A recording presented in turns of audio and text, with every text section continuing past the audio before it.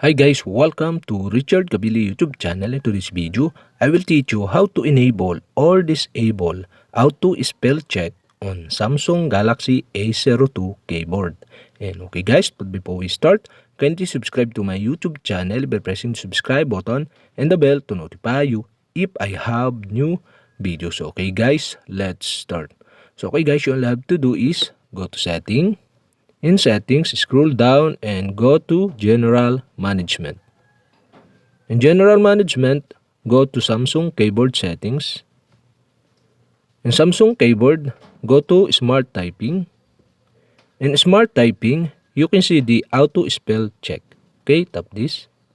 Okay guys, here in Auto Spell Check, underline misspell word in red and suggest correction. And okay guys, you'll have to do is enable or turn on the switch button on the right side of this available language.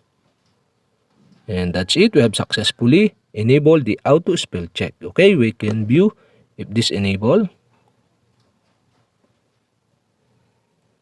And okay guys, so for my example, I type house but the spelling is wrong.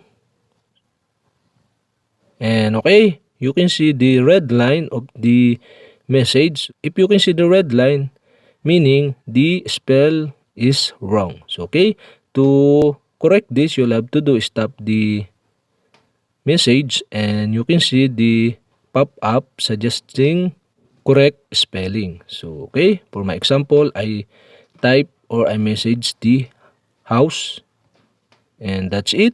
We have successfully enabled the auto spell check on Samsung Galaxy A02 keyboard. And okay guys, to disable again, okay, go to your settings and turn off the switch button on the right side of the available language and go back. And that's it. We have successfully enabled or disable auto spell check on Samsung Galaxy A02 keyboard. And okay guys, if you have a question, kindly comment below. And don't forget to hit the subscribe button and the bell to notify you if I have new videos. Okay guys, thank you for watching.